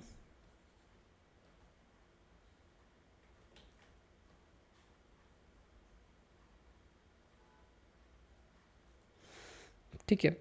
अब हमें जो R इक्विवेलेंट निकालना है ना, उसमें थोड़ा सा मैथ गेम है, ठीक है। कैसा गेम है बताता हूँ मैं आपको। तो ये अपना जो R है, R equivalent, that is 1/R1 + 1/R2, and this is going to be R = R1 R2 upon R1 + R2। तो बच्चों ये सॉल्व करना पड़ेगा। तो इसको सॉल्व करने पर हमारी जो वैल्यू आई थी, हम उस वैल्यू रख देते हैं 14.14। इसे सॉल्व करने पर जो मिला था 0.08। तो ये रखना पड़ेगा वैल्यूज़ अपन को यहाँ पर सॉल्व करते वक्त। तो ये अपनी वैल्यूज़ हो जाएंगी 0.8 इंटू 0.14 इंटू 0.8 + 0.14। बच्चों ये तो बड़ा टीडियस क्वेश्चन हो गया, और ये क्वेश्चन अब मुझे बिल्कुल भी अच्छा नहीं लग रहा है, ठीक है। मेरे को इतना टीडियस क्वेश्चन पसंद नहीं है, ठीक है, बट मैं कर देता हूँ, ठीक है। ये हो गया। अब हम यहाँ वापस आ जाते हैं, 0.015 आया, ठीक है। तो ये अपना चेंज टेम्परेचर जो है कितना दिया था यार, ठीक है, इतना दिया है। तो ये हो जाएगा 100 degree Celsius -20 degree Celsius upon 0.05। ऐसा क्वेश्चन तो एग्ज़ाम में आना ही नहीं चाहिए, इतना टाइम थोड़ी ना होता है एग्ज़ाम में, ठीक है। तो ये इतना हो गया। और अब हम जो है इसे सॉल्व कर लेंगे, ठीक है। तो ये हमारा आ जाएगा 1.6 इंटू 10⁻³ ठीक है बच्चों, ये आंसर आ गया वॉट्स।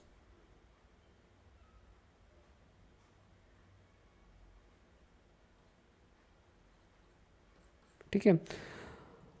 अब दूसरी चीज़ क्या बोली है, the ratio of the thermal current carried out by the cube so that the ratio of the thermal current carried out by the copper cube two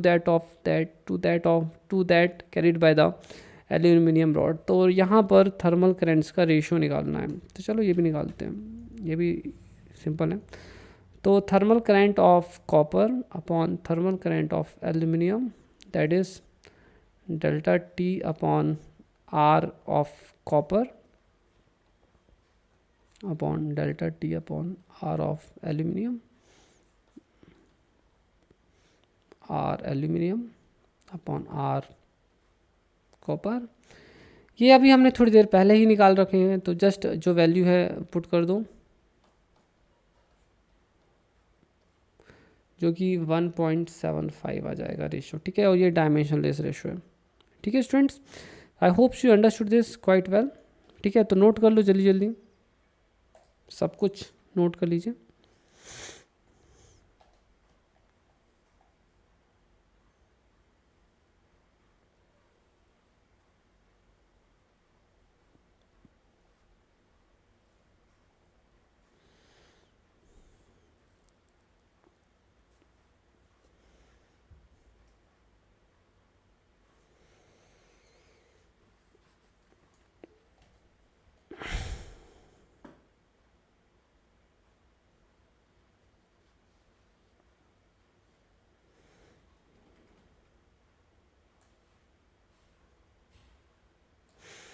तो बच्चों हम नेक्स्ट क्वेश्चन पे चलने वाले हैं। नेक्स्ट क्वेश्चन हमारा ये है,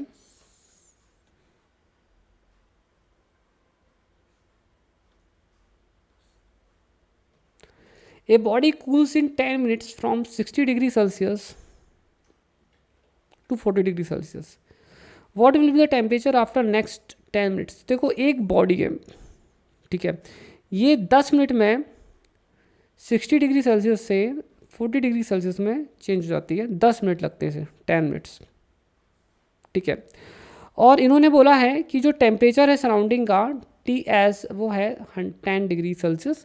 अब ये बोलते हैं, ठीक है, कि 10 मिनट में तो ये यहाँ से यहाँ हो गई, अब आगे की जो 10 मिनट है उसमें उसका टेम्परेचर कितना हो जाएगा, ये हमें निकालना है। तो बहुत इजी है, इस क्वेश्चन को हम करेंगे न्यूटन्स लॉ ऑफ कूलिंग से, ठीक है। तो मैंने आपको बताया था प्रीवियस क्लास में न्यूटन्स लॉ ऑफ कूलिंग का formula T1 minus T2 upon T equals to होता है K, ठीक है, थर्मल कंडक्टिविटी, ठीक है, okay, K T1 plus T2 upon 2 minus TS, ठीक है। तो ये हमारा हो जाएगा, सबसे पहले हमें यहाँ पर क्या है, जो डेटा गिवन है इस डेटा से हमें K डिटरमाइन करना होगा। क्या डिटरमाइन करना है, K, ठीक है। तो इस टाइप के क्वेश्चन ऐसे ही सॉल्व किए जाते हैं, so don't worry at all. तो ये हमारा हो जाएगा 60 माइनस 40 अपॉन 10 मिनट्स। तो हम इसका ध्यान रखेंगे, ये हमारा जो मिनट्स वाला सेक्शन है वो प्रॉपरली हैंडल्ड हो, ठीक है, ओके, के। और ये हमारा हो जाएगा 60 प्लस 40 अपॉन 2 माइनस 10। तो ये हमारा हो जाएगा के 50 माइनस 10 इक्वल्स टू हो जाएगा 40K,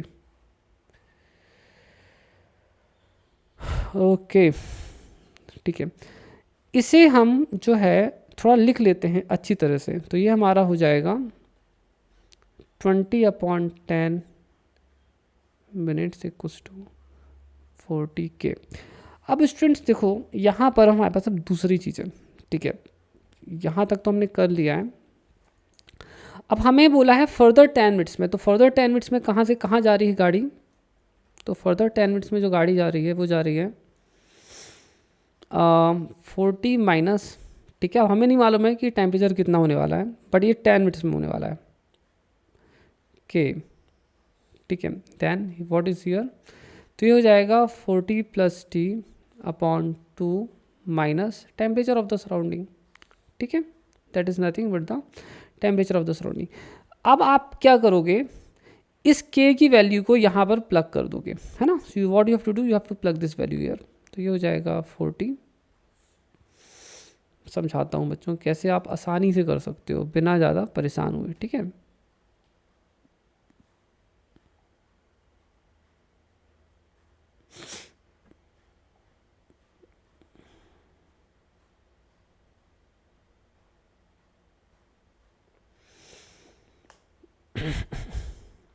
तो हम क्या करें कि हमारा आंसर कम मेहनत से में हो जाए, आ जाए, है ना। तो बच्चों हम एक काम करेंगे अब, ठीक है। तो ये हमारा जो है यहाँ तक तो हो गया।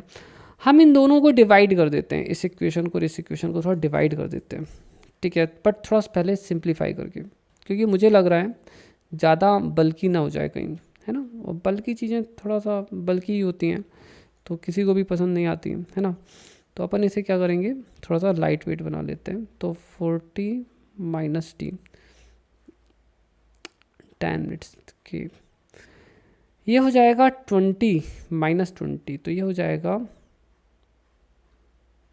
20 प्लस टी अपॉन 2, ठीक है। अब स्टूडेंट्स हम इस इक्वेशन 1 को और इस इक्वेशन 2 को एक दूसरे से डिवाइड कर देते हैं, ठीक है। तो लेट्स डिवाइड दीज टू। तो डिवाइड करेंगे तो कितना बचेगा ये देखना पड़ेगा। देख लें, ऊपर हमने जब सॉल्व किया था तब तो सब सही था, ठीक है स्टूडेंट्स, ठीक है, डिवाइड ही करना पड़ेगा। So let's divide. तो ये हमारा हो जाएगा 20 upon 10, sorry 20 upon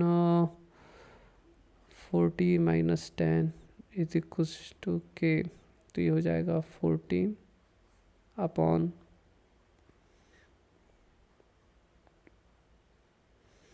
so that's going to be, हमने वैल्यू प्लग नहीं की है, ठीक है students, we have not plugged the values. So that's going to be 40 upon 20 plus t into 2, ठीक है, जो मुझे दिख रहा है, जो हो सकता है यहाँ पर, ठीक है। अब हम चीज़ों को थोड़ा सा सिंप्लीफाई कर सकते हैं, जैसे 2 और इससे कट जाएगा तो हो जाएगा 10 टाइम्स, ठीक है। और मैं मल्टीप्लाई कर देता हूँ यहाँ पर और जो भी चीज़ें हैं, तो ये हो जाएगा 200, ठीक है, प्लस 10t, इसको यहाँ कर देते हैं तो ये हो जाएगा 1600 माइनस 40t, ये हमारा हो जाएगा 50t,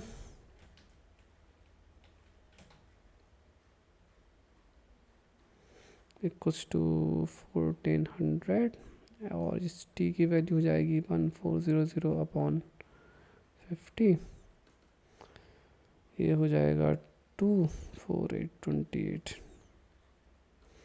तो बच्चों ये इसका आंसर है, ठीक है। आप समझ गए होंगे कि क्वेश्चन थोड़ा सा अजीब ही था, मुझे नहीं पसंद आया, बट मैंने सॉल्व कर लिया, ठीक है। तो हम दूसरे क्वेश्चन पर चलने वाले हैं, तब तक आप लोग जो है इसे नोट कर लीजिए।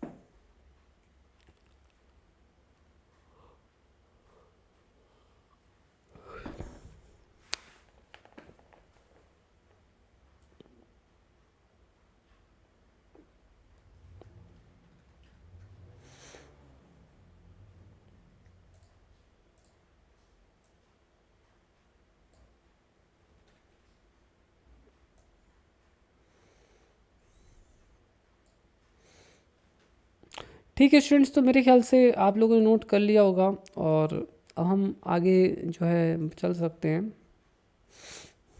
ठीक है, तो चलो आगे चलते हैं।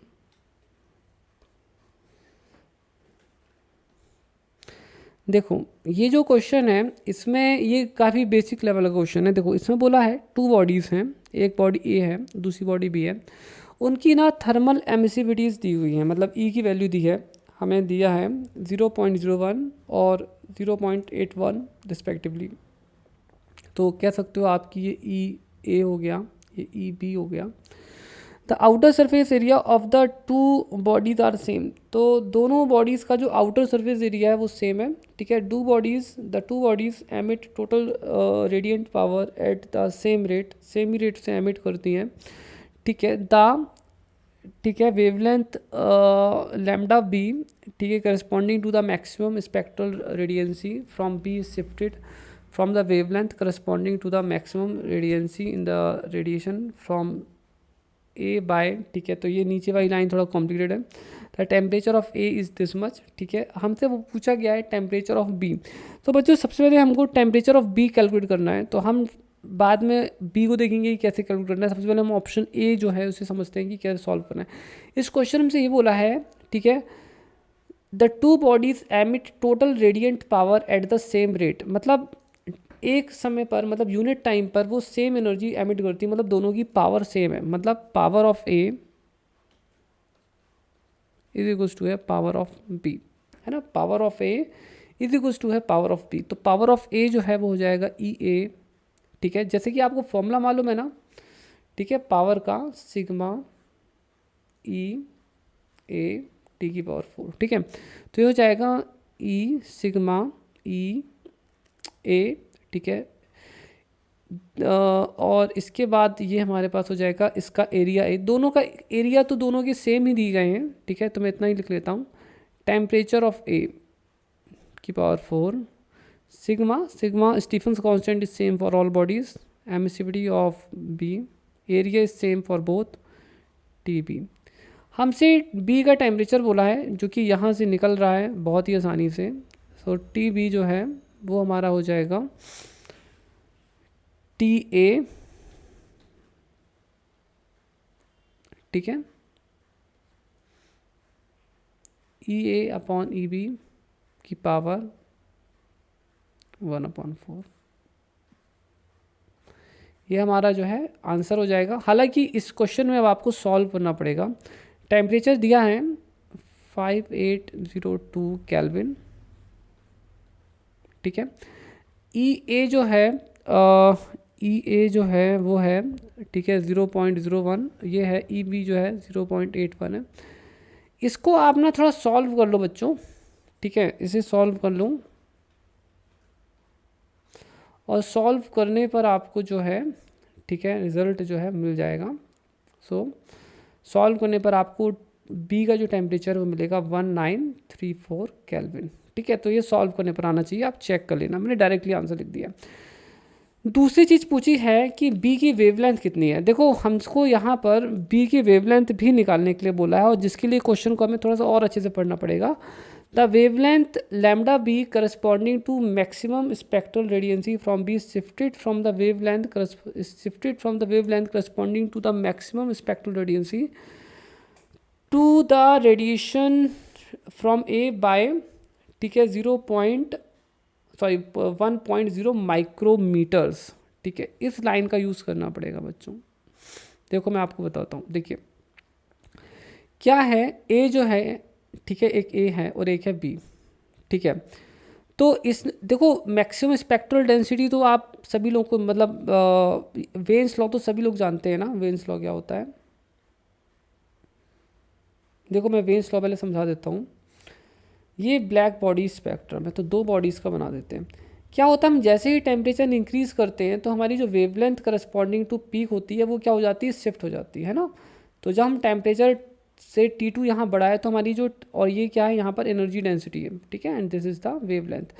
तो क्या होता है कि हम जैसे ही टेम्परेचर को रेज अप करते हैं तो हमारा जो वेवलेंथ करस्पॉन्डिंग टू पीक है वो क्या हो जाता है, वो कम हो जाता है, मतलब lambda is equal inversely proportional to क्या होता है, टी। मतलब लैम्डा और टी जो होते हैं वो क्या होते हैं, इनका प्रोडक्ट कांस्टेंट होता है फॉर ब्लैक बॉडी, और यहाँ पर हम इनको ऐसे ब्लैक बॉडी ट्रीट कर लेंगे, कोई इशू नहीं है, ठीक है। अब यहाँ देखो, ठीक है, ये तो हम समझ गए कि क्या मैटर है, बट अब हमें इस क्वेश्चन में क्या बोला है, लैम्डा बी कैलकुलेट करने के लिए बोला है, राइट। लैम्डा बी, तो लैम्डा बी कैलकुलेट हो जाएगा क्योंकि ये चीज़ कांस्टेंट है, तो ये हो जाएगा लैम्डा, तो चलो मैं बताता हूँ आपको, lambda A T A equals to है lambda B and T B, ठीक है। तो लैम्डा बी कितना हो जाएगा, तो lambda B is equals to हो जाएगा lambda A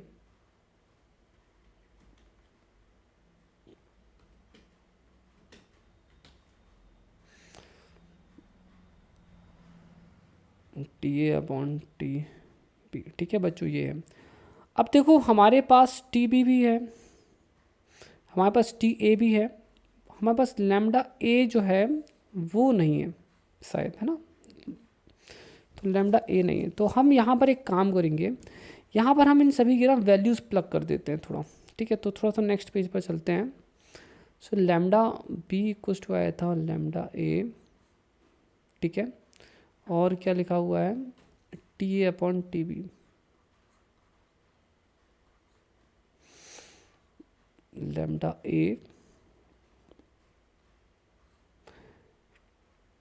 T A 5802 upon, ठीक है, 1934, ठीक है। तो अपन इसको कर लेंगे सॉल्व, तो मिल जाएगा अपन को 3 लैम्डा ए, ठीक है। अब प्रॉब्लम ये है कि लैम्डा ए अपने पास है नहीं, बट इस क्वेश्चन में हमें बोला गया है, ठीक है, कि ठीक है लैम्डा बी और जो वेवलेंथ है ए की, उनके बीच में डिफरेंस इतना है, मतलब इन्होंने बोला है हमें कि लैम्डा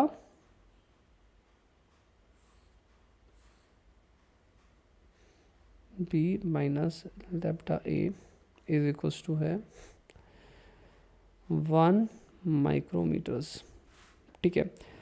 तो अपन यहाँ क्या करेंगे, लैम्डा बी निकालना है, तो लैम्डा ए की वैल्यू यहाँ से पुट कर दो, lambda B upon 3 equal to 1 micrometres.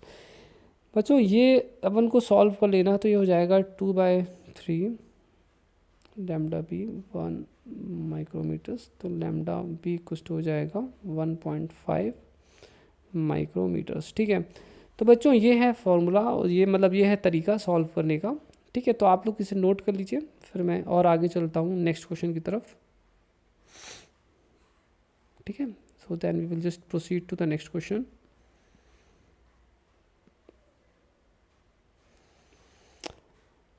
Video थोड़ा सा लेंदी हो गया है, बट एक्चुअली में मैं सोच रहा हूँ कि हमारे क्वेश्चन हो जाए, हमारा लास्ट क्वेश्चन बचा है अभी, उसे भी कर लेते हैं, ठीक है। फिर और भी कुछ प्रैक्टिस क्वेश्चंस हैं, वो भी हम कर लेंगे, डोंट वरी एट ऑल।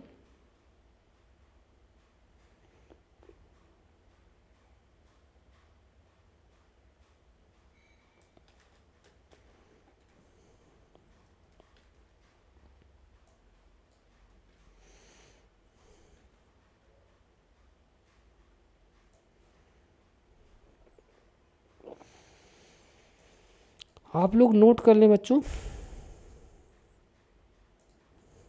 ठीक है। नेक्स्ट क्वेश्चन ये देखो, इस क्वेश्चन में क्या बोला है, ठीक है, one end of a copper rod of length 1 metre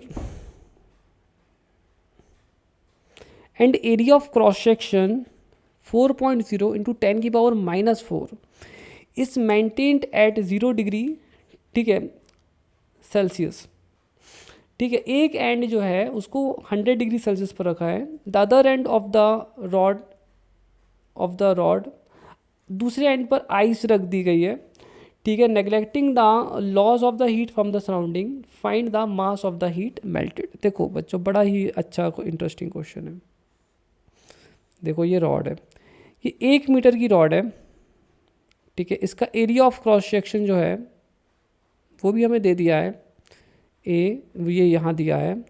इसका T1 जो है वो है 100 डिग्री सेल्सियस, इसका जो T2 है वो है 0 डिग्री सेल्सियस, क्योंकि यहाँ पर रखी है आइस। अब बच्चों यहाँ पर जो है, ठीक है, 1 घंटे में कितनी आइस मेल्ट होने वाली है। ठीक है, देखो मैं आपको बता दूँ, बहुत ईजी है। मान लीजिए कि यहाँ पर आइस रखी हुई है, तो यहाँ पर से हीट फ्लो हो रही है ना, तो हम यहाँ पर से रेट ऑफ हीट फ्लो निकाल सकते हैं। ठीक है, जो कि बहुत इजी है, डेल्टा टी अपॉन आर से। ठीक है, ये निकल आएगा। इससे हम कोई मान लीजिए कि ये हमारा मिलता है x, सपोज दैट कि ये x मिलता है। ठीक है, मैं आपको मेथड समझा देता हूँ, बहुत इजी है। ये हमें मिलता है x। ठीक है, तो अब हमें पता लगाना है कि 1 मिनट में कितनी हीट ट्रांसफ़र होती है ना। तो ये है कि 1 सेकेंड में कितनी हीट जा रही थी, है ना। तो 1 मिनट में कितनी हीट वहाँ जाएगी। ठीक है, तो 1 मिनट में जाएगी, सॉरी 1 घंटे में, सॉरी 1 आवर में, 1 आवर में जाएगी 60 मिनट्स होते हैं और 1 मिनट में 60 सेकेंड्स होते हैं। इतनी हीट जो है यहाँ पर 1 घंटे पर पहुँचती है। ठीक है, अब यहाँ पर कितना आइस मेल्ट होता है, तो ये फेस ट्रांजिशन वाला है ना, तो यहाँ पर जो है Q इक्वल्स टू ml हो जाएगा, है ना। तो ये हीट हम ट्रांसफ़र कर रहे हैं, ये mass of ice which is melted, this is the latent heat. तो mass of ice melted will be equals to हो जाएगा Q अपॉन L। ठीक है, तो हमें सबसे पहले यहाँ पर क्या करनी है, जो Q मिल जाएगा उसे हम L से डिवाइड कर देंगे। लेटेंट हीट ऑफ यहाँ पर इन्होंने फ्यूज़न दिया है, तो इन्होंने जूल्स वगैरह में दे रखा है। इट्स ओके, हम कर सकते हैं, सब कुछ सॉल्व हम कर सकते हैं। ठीक है, तो हम सॉल्व करके आपको बता देते हैं कैसे करना है। ठीक है, आप बिल्कुल भी चिंता ना करें और अपना आंसर एक बार अच्छी तरह से चेक, मतलब मिला लें हमसे, और कि हमारे जितना आंसर आया उतना आपका आ रहा है या नहीं आ रहा है।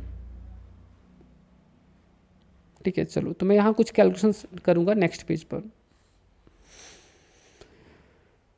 सबसे पहले हमें निकालना होगा H, delta T upon R. तो ये हमारा हो जाएगा 100 माइनस 0 अपॉन 140। आपको R मालूम है, 1 अपॉन के L अपॉन ए।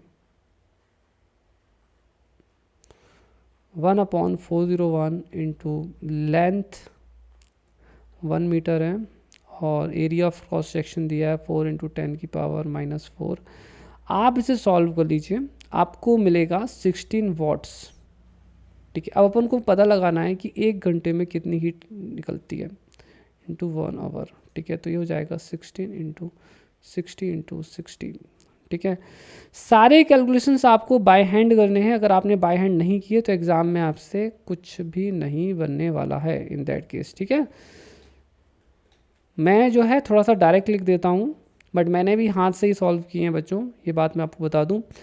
अगर आप जो है कैलकुलेटर का यूज़ करेंगे तो एग्ज़ाम में आप जो है बहुत स्लो हो जाएंगे। ठीक है, इसलिए आपको प्रैक्टिस करनी है कि आप जो है हाथ से ना करके, सॉरी कैलकुलेटर से ना करके हाथ से करना है। ठीक है, अब हमें मास ऑफ आइस मेल्टेड निकालना है, तो LF। ठीक है, तो ये हमारा जूल्स में है, तो 57600 अपॉन जूल्स। ठीक है, तो कितना दिया है क्वेश्चन में, 3.35 इंटू 10 की पावर 5। ठीक है, ठीक है, तो ये हो गया जूल्स, ये हो गया जूल्स पर केजी। तो हमारा आंसर जो है आ जाएगा, तो आप इसे सॉल्व कर लीजिएगा। तो ये सॉल्व करने पर आपको मिलेगा 0.172 kg। ग्राम्स में कन्वर्ट करेंगे तो हो जाएगा 172 ग्राम्स। तो ये आपका आंसर। ओके बच्चों, ठीक है, तो ये भी आपका हो गया। तो चलो अब मैं आपसे बातें कर लेता हूँ थोड़ी सी। ठीक है, तो बच्चों काफ़ी मेहनत के बाद, 1.5 घंटे की लगभग मेहनत के बाद हमने इस शानदार वीडियो को बना दिया है, जिसमें कि काफ़ी सारे क्वेश्चन हमने कर दिए हैं। ठीक है, इसके बाद एक और क्लास हम लेंगे जिसमें कि अभी हम और भी कुछ क्वेश्चन सॉल्व करेंगे। ठीक है, जो कि थर्मोडायनेमिक्स से जुड़े हुए हैं, कैलोरीमेट्री से भी जुड़े हैं। ठीक है, ताकि आपकी अच्छी तरह से प्रैक्टिस हो जाए, उसके बाद ही हम आगे बढ़ेंगे। तो हमारे चैनल को ज़रूर सब्सक्राइब कर लें। ठीक है, और हमारा ऐप डाउनलोड कर लें, और आप हमारे टेलीग्राम ग्रुप से भी जुड़ जाएं। ठीक है बच्चों, take care, bye bye all of you, thank you so much. Okay, bye.